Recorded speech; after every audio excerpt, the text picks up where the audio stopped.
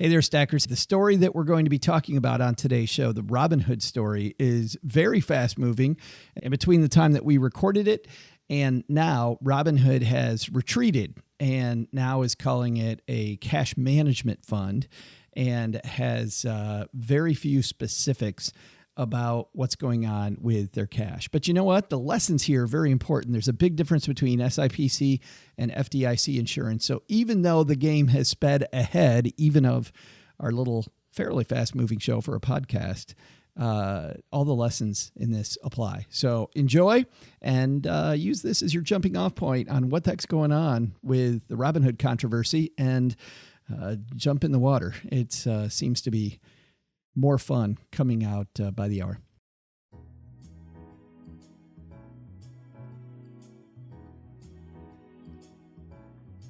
Oh, I'm going to do it. Sorry, but I got to tell another Disney story. Walt never liked to advertise his amusement parks. He didn't believe at all in advertising. In fact, he thought that if you made a quality product, people would just show up for it. And during his lifetime, and partly, I think, because he was a master at public relations, he didn't have to buy advertising. But without Walt Disney's particular brand of showmanship, Disney suffered through the 70s, late 60s and into the 70s. Moods changed, parks seemed kind of backwards, no real innovation, just everybody thinking in the company, what would Walt do? And just kind of reiterating on what they thought Walt might do instead of moving forward with the Walt Disney Company. Anyway, don't need to tell the whole history of Disney, but you may know that Michael Eisner and a team of people came in and resurrected the parks in the early 1980s. And to the horror of many people who are fans of the flagging company, Eisner starts advertising. And when he was asked about it, he made this great point. He said families didn't even consider Disney when they were making their list anymore. And he wasn't advertising to get people to come to the parks. He just wanted it to be a consideration, thinking that if he would get on more and more lists, eventually more people would come to the park, of course. So it was just getting Disney back in the discussion. If you think about Disney now, what discussion isn't Disney in? It was funny. A friend of mine is going over the holidays, is going to go to New York City with his family. They're going to see Aladdin and Frozen. And I laughed at him. I said, "You're going to New York City, not to Orlando, and you're giving a bunch of money to the mouse." He said, "I know." So Disney's in a lot of conversations. Back in the day, though, it was, hey, we could go to a national park. We could maybe tour Washington, D.C. We could go camping. We could head for Orlando. Maybe. Something people hadn't even thought of. And of course, it worked. Well, last week, brokerage firm Robinhood advertised 3%. You'll get 3% on your cash in your account. Just like Disney, their goal, they're working hard to get on the map. Maybe people would consider the low-fee app now.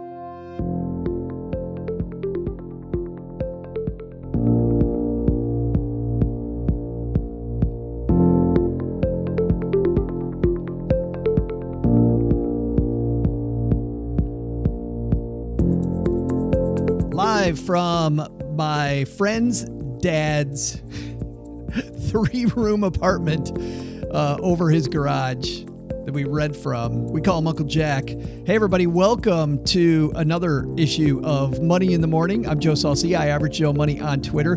This is a show we take not one, but 2 headlines that are current in the financial or popular press. And we not only read them, and this is important today, we not only read them, but we tell you exactly why this is important for your wallet. And then at the end, we take it into something called the big idea. Take both these ideas and send you home with a big idea for the day. That's what we do here on Money in the Morning. Money in the Morning is brought to you by Tiller. Manage your money in a spreadsheet 10 times faster with Tiller, the only service that automatically updates Google Sheets and Excel with your daily spending, transactions, balances. Check out Tiller. You can kick the tires. Use our link, stackingbenjamins.com/Tiller, Tiller. And guess what? You'll get a longer period to play with it than the little bit of time that they give you if you just go right to the site. So thanks to Tiller for offering that to Money in the Morning listeners. And thanks to you for using our link when you go to Tiller. All right. We have an important headline to cover today. Super important headline when it comes to your wallet. So, Laura, let's get this party started. Just when you thought the show couldn't possibly get better, it's time for your headlines. And I know you were sitting there thinking to yourself, man, this can't get better. That was the best introduction of any show I've ever heard. But wait, there's more. We're going to start off with this headline from MarketWatch. Robinhood's new, well, you know what? I'm not even going to start there. I'm going to call an audible here. As we're recording this, it's the first day of bowl season for college football. So, and a quarterback, for those of you that aren't football fans, that's when you get up to the line of scrimmage, you see things aren't the way you thought they were, bam, you change it. I'm going to go to a piece that I got from, The Hustle, which is a great newsletter. It's an online email that I get nearly every morning. I'm not sure. Does it come every morning? I don't know. It comes a lot. Very smartly written. But this was funny because I don't agree with this piece at all. With its 3% account, crafty Robinhood steals business from banks and gives it to ... itself. Mobile investment platform Robinhood announced yesterday, once again, this is a couple days old. And if you're listening to this on Tuesday, it is now several days old. Attracted by the high interest rates, normal bank accounts yield 0.06%, zero fees, and more ATMs than the five largest traditional banks combined. More than 430,000 people signed up for the waiting list on the first day. Digital checking accounts are so hot right now, it says. Other fintech startups include Acorn, SoFi, and Square. They've recently rolled out their own digital checking accounts complete with debit cards. In response, traditional banks mimic the juiciest features of these neobanks, free peer-to-peer payment, etc., causing fintech startups to roll out new features to stand out in a crowded field. The reason why Robinhood's able to offer better rates than other bank accounts is simple. Robinhood's accounts aren't bank accounts. Instead, they're technically money market funds, stable mutual funds that yield more than bank accounts. With U.S. interest rates at their highest point since the 2008 recession, Robinhood will invest in U.S. Treasury bonds and make its returns. Although if the Fed slashes interest rates, it may have to lower its rates. So even though Robinhood's products are more convenient than traditional banking accounts, Robinhood's most innovative feature isn't their technology, it's their marketing. Just to enunciate, Joe. We do this live in front of a Facebook audience, so we do not edit because it's more fun to hear myself sometimes miss a word. The last piece of this I really like because up front, 430,000 people signed up for the waiting list on day flipping one. Day one, 430,000 people said, oh my goodness, I need my 3%. Click that box. Now they're in line. And they're so excited for it. And day two, tons more people. I'm in online forums, and there's tons of people in online forums talking about, hey, how about that Robinhood 3%? I got to get in on that, don't I? Maybe. But probably you got to know how this works first, people. You have to know how it works. And most people don't. So in our own Facebook group, the Basement Facebook group, if you want to join us there, it's a lot of fun. StackyBenjamins.com/basement. We have bad dad jokes and we talk serious money topics. If you like both of those things, then you're very welcome in the basement. Just read Mom's rules when you get there. When we talked in the basement about it, a person immediately said, this isn't FDIC insured. And somebody else said, well, yeah, but it's SIPC insured. And the funny thing about that is that those two types of insurance are not the same thing, and they're not meant to do the same thing. Now, SIPC insurance does cover cash, but we should back up a little bit, folks. We should talk about what FDIC insurance does. FDIC insurance exists to protect your cash, and specifically to protect the value and the integrity of maintaining the principal in that account. So if something goes poorly in that account, that you can bet on the fact that you will not lose money in that account. SIPC insurance is for places like Robinhood. And it's mostly there to make sure that if your broker goes under, a lot of times, they're holding on to your stocks, they're holding on to your cash, they're holding on to your stuff. It's to make sure that you still have all that stuff, even if they go bankrupt. Because if they're holding these investments and this cash and what's called street, in street name, thank you, Joe, which means it doesn't say your name on it. Well, then if they go under, who's to know what's yours? SIPC insurance was created to protect your own stuff. And I'm not going to get too much into SIPC insurance versus FDIC, but they're not the same.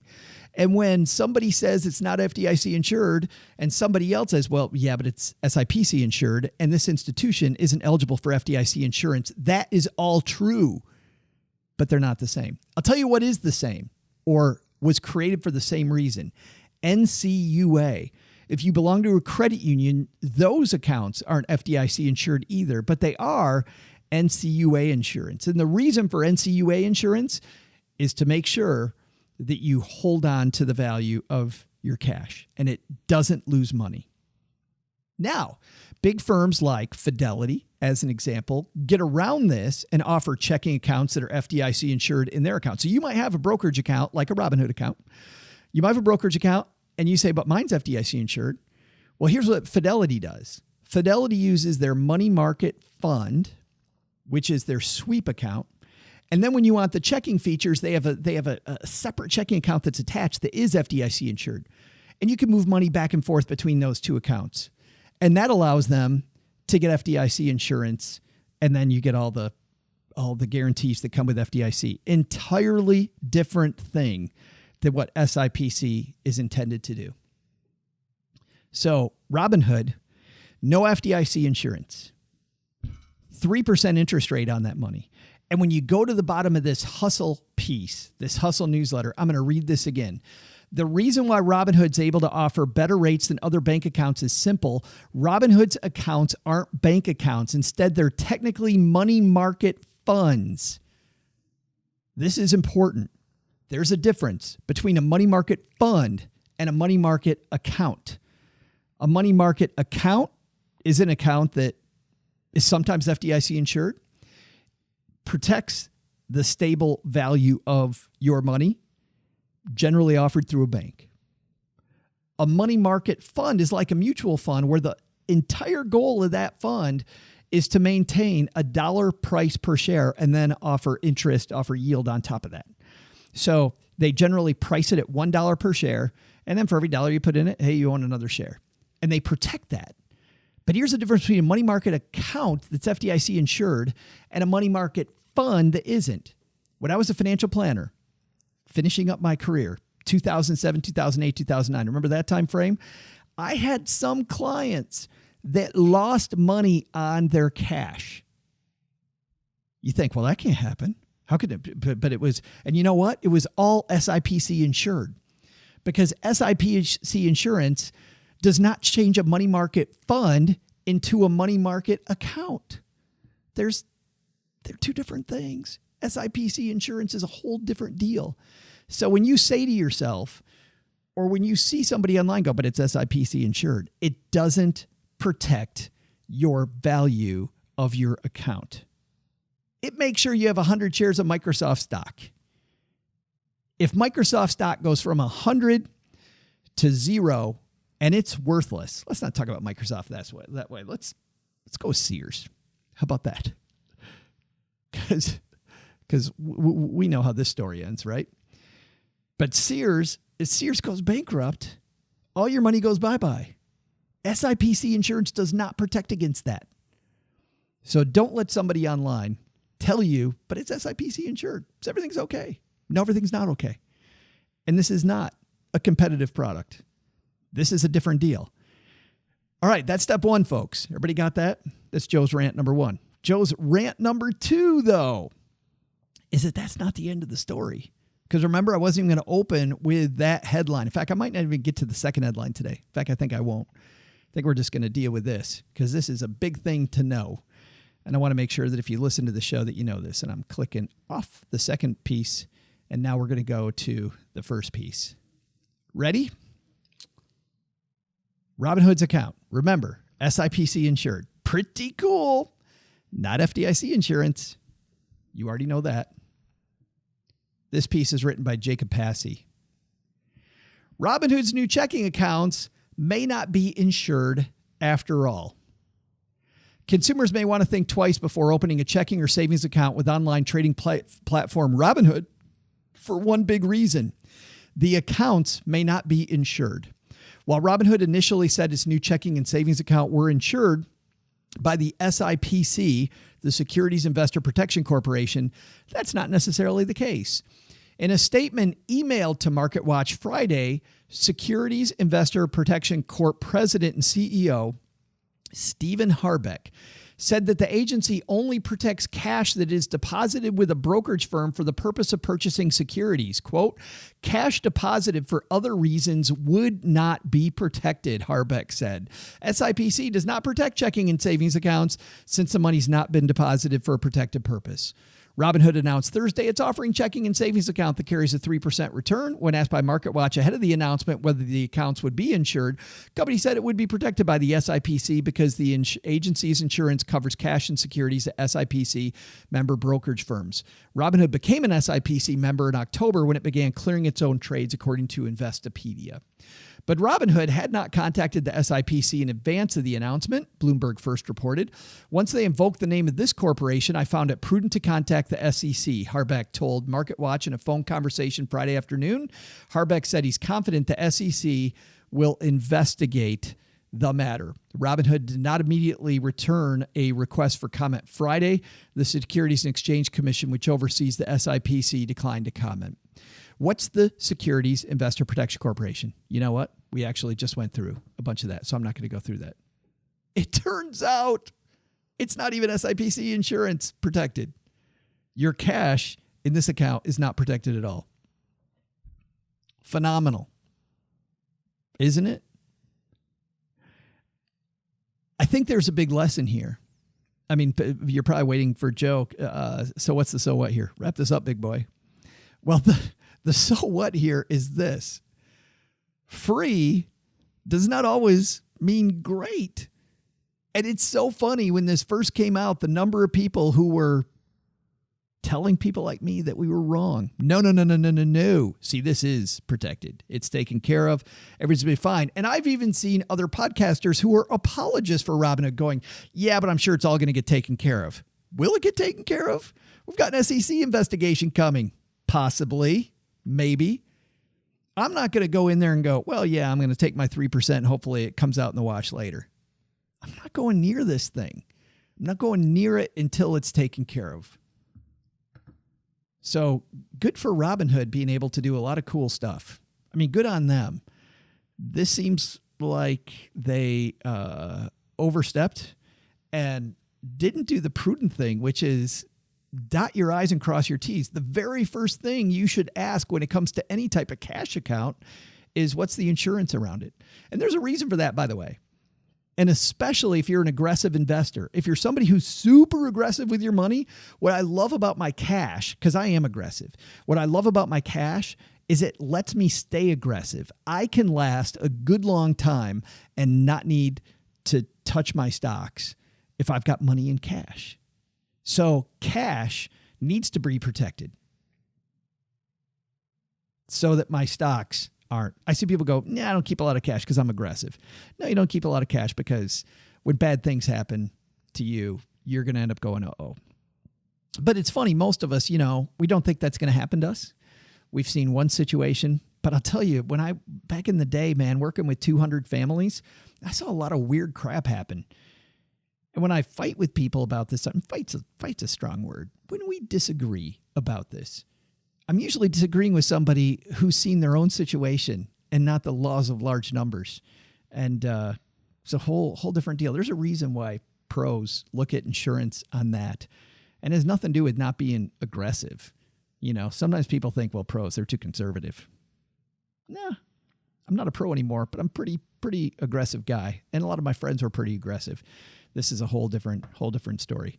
Let's say hi. I'm going to quit ranting for a second. let's say hi to our friends hanging out with us on Facebook today. By the way, if you want to hang out with us on Facebook in the future, facebook.com/iStackBenjamins. And today we just showed up randomly so that I could rant about Robinhood for a while.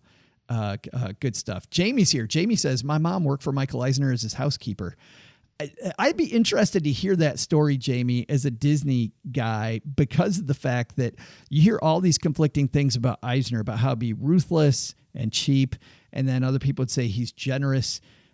People say he's manipulative. People say he's friendly. I would be curious, because I think the way that you treat your housekeeper has a lot to do with the way you just treat people in general. I wonder your mom's experience with Michael Eisner and how that went. And Jamie says it was illegally. This was in the 80s, so it wasn't a big deal, right? Everybody had illegal housekeepers in the 80s. Remember the day when we all could have illegal people working for us, right?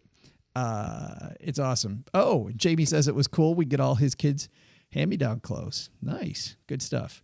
Corey's here. Hey, Corey. Corey says the 3% beginning next year won't be crazy over market compared to the online banks over the next rate hike. They're already at 2.25%. And those are insured, Corey. I mean, you can go to Magnify Money and you will find 2.25%, 2%. You're already there, and they're all insured. And they have paperwork behind them. They have FDIC insurance. You don't have to worry about any of that. Why do I want to go to 3? Jacob says, is street name like street cred? I'm from the streets with a Z. Excellent.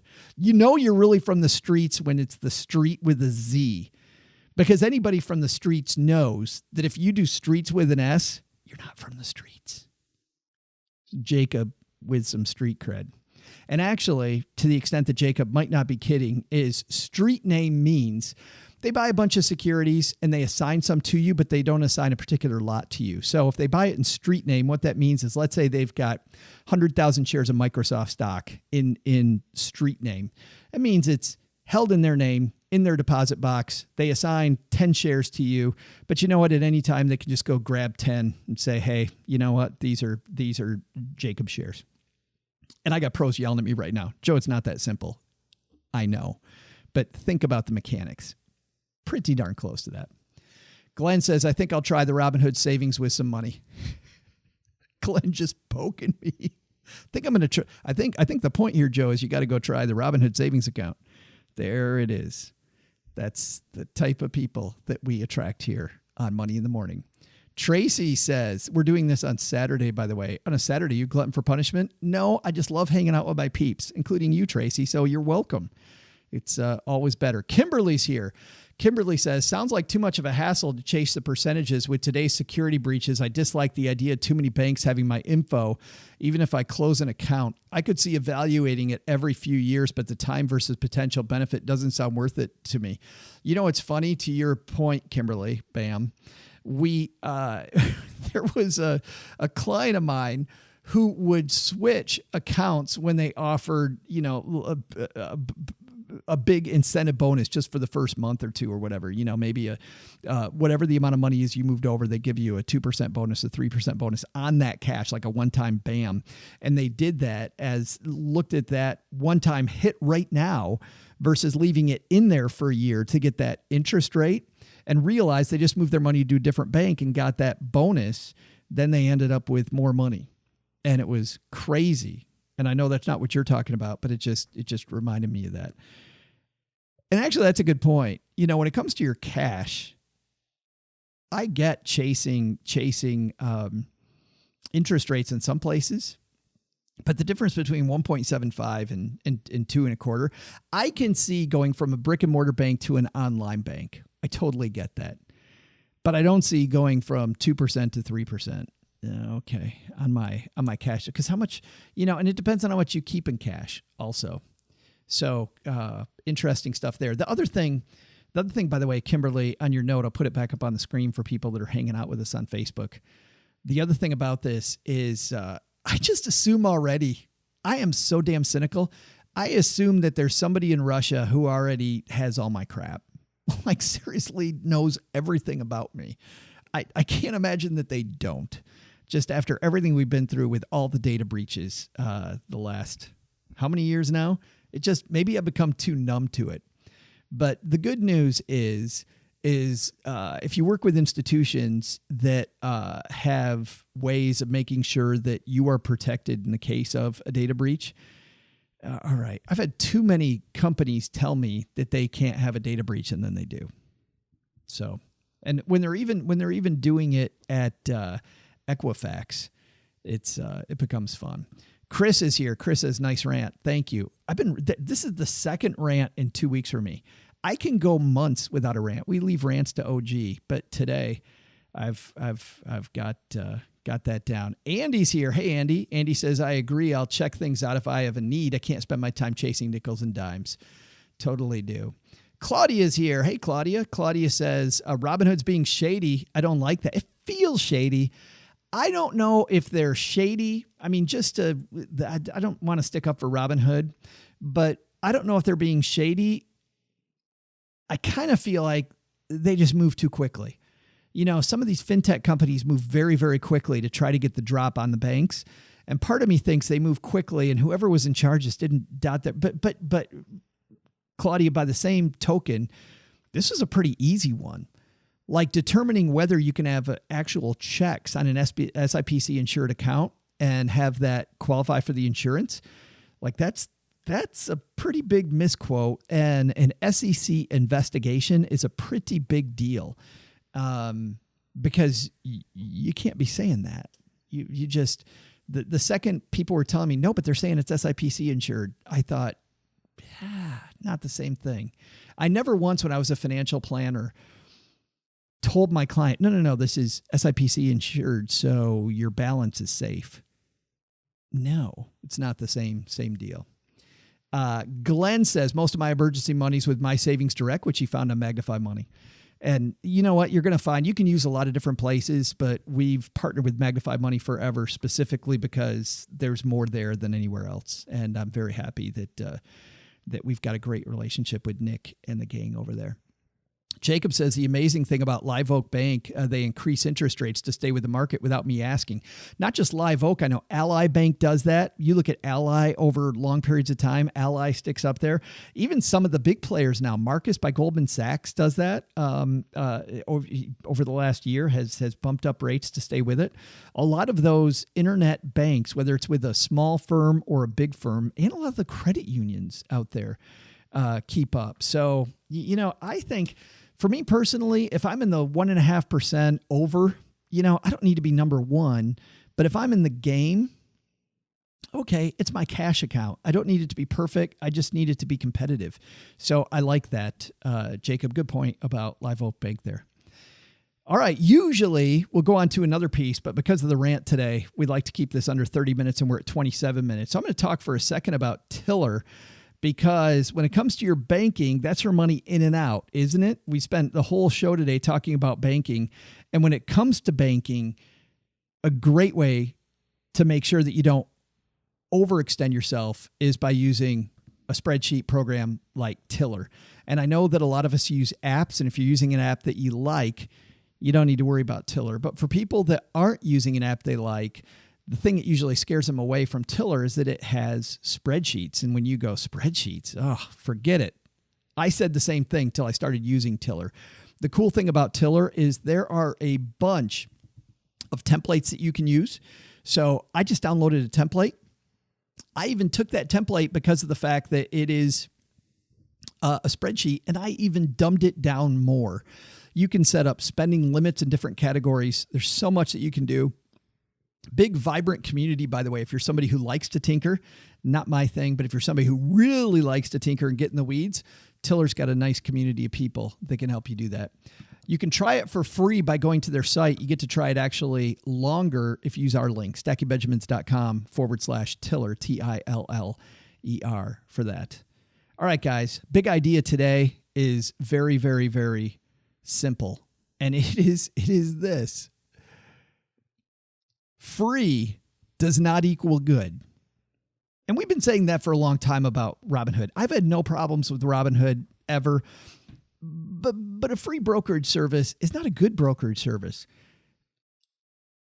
I don't mind Robinhood, but you get nothing there in terms of reports, in terms of ability to analyze stocks. I like to have some individual stocks in my portfolio. I can't analyze my stuff. I can't look at all my stuff. It's free. It's not great. It's cool because it's free, but that doesn't mean good. And I feel like because of the fact that they were offering a 3% interest rate, a lot of people thought that that was another great thing. Turns out 3% is going to be okay as long as you don't want insurance and as long as you're okay with the fact that this might get investigated and you get it. I mean, if you get what Robinhood's really doing here, okay, that's fine. But it doesn't equal great. And the second half of my big idea had to do with something we're going to talk about on Thursday, and that's could doesn't mean will. But we can even actually talk about that in terms of today's big idea. When they say, well, this could be SBIC insurance protected in a meeting, and said, oh, yeah, it's SIPC because we're an SIPC company. So sure, we'll just slap a checking account on it. We're good. No. Robinhood, you got to do a little better digging than that. All right, guys, thanks for hanging out. Everybody on Facebook, everybody at home, thank you so much. Everybody's left a review of the show. Thank you so much for leaving us a review and telling people what they're getting into when they listen to Money in the Morning. We'll see you next time. Go stack some Benjamins. Bye-bye.